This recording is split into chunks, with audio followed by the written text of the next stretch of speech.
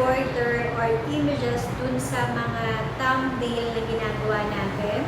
So, kung kagaya nito, so kung mapapansin mo, yung thumbnail na ginamit natin is dun sa picture niya, merong line. So, usong-uso yan sa ating mga creators. So, kung gusto mo ng mga ganitong klaseng tutorial or gusto mo matutunan kung paano maglagay ng haba ng border or line dun sa ating images para sa ating thumbnail, just keep on watching.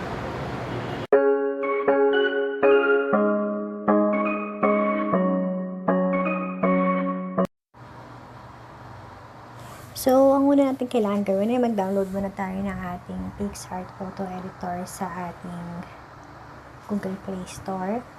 And then, ayan yung itsura niya. So, since meron na tayo, is open na lang natin siya. So, ayan. Papansin natin ganyan yung itsura ng ating Picsart photo editor. And then, i-click natin yung ating plus sign dito sa may bandang gitna sa baba. So, ayan. Mag-start tayo na mag-edit. Pili muna tayo ng gusto natin gamitin background. So, ito yung gusto ko. Itong color block.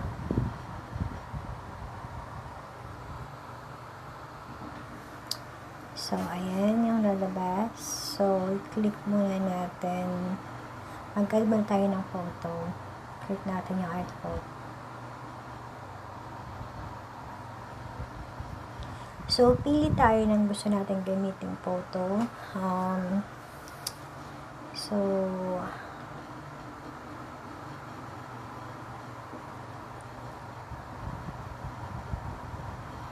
gamitin natin kung itong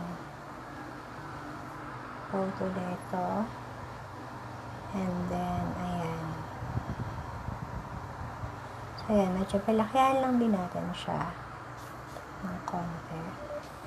And then, pag napalakihan na natin siya,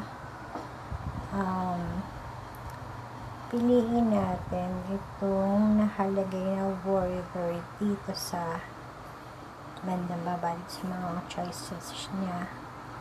Piliin natin yung border dito sa bandang, sa baba. Ayan. Yung lalabas.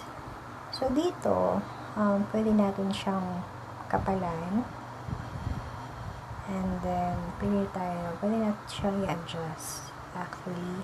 And then, meron din mga option dyan na kung anong gusto natin kulay na gamitin para sa ating outline dito sa ating picture. So, depende sa atin yan kung ano yung gusto natin gamitin. Ayan. So, let's choose itong color white. So, yan. Okay na natin siya. Check na natin. And then, ayan. Na ang ating color. Ang ating border sa ating picture. So, okay na natin siya.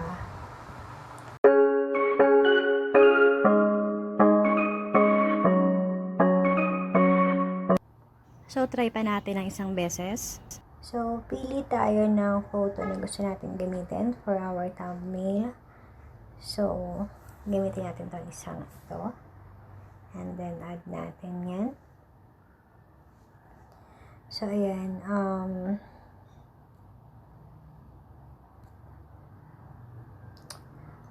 Kung mapapansin natin, ay maraming choices dito.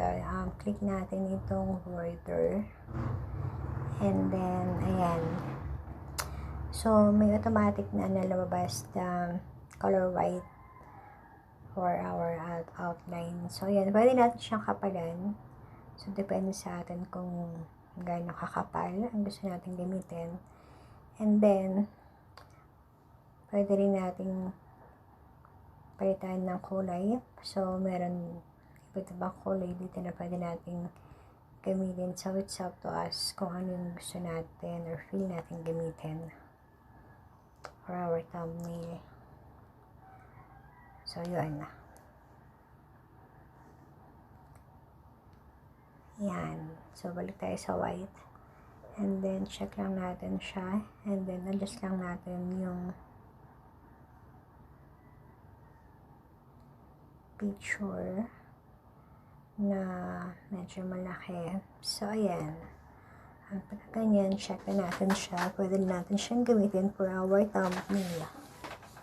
So, ganun lang kasimple at kadali maglagay ng ating outline para sa ating thumbnail. So, ako kasi mas gusto kong gamitin na pang thumbnail yung mga nandito sa Canva.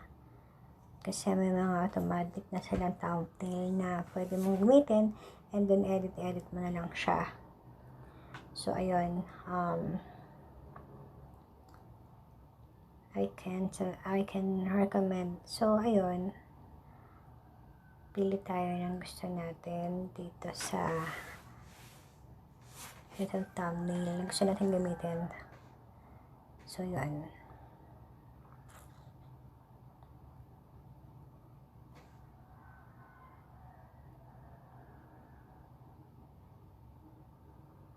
So, pili lang tayo ng gusto natin gamitin thumbnail.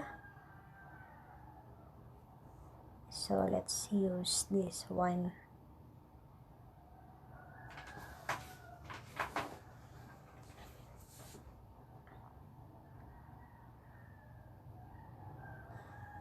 And then, dito, pwede nating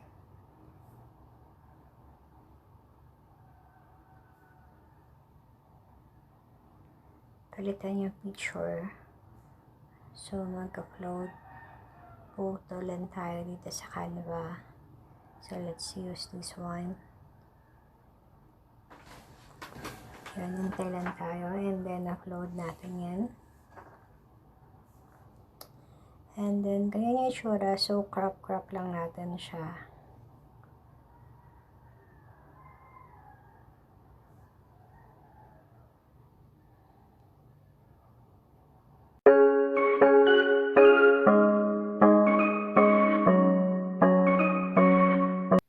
So, pagkatapos niyan, edit lang natin ang ating title and then ito na ang kalabasan ng ating thumbnail. Kung mapapansin nyo, ang ating picture ay meron ng border or outline.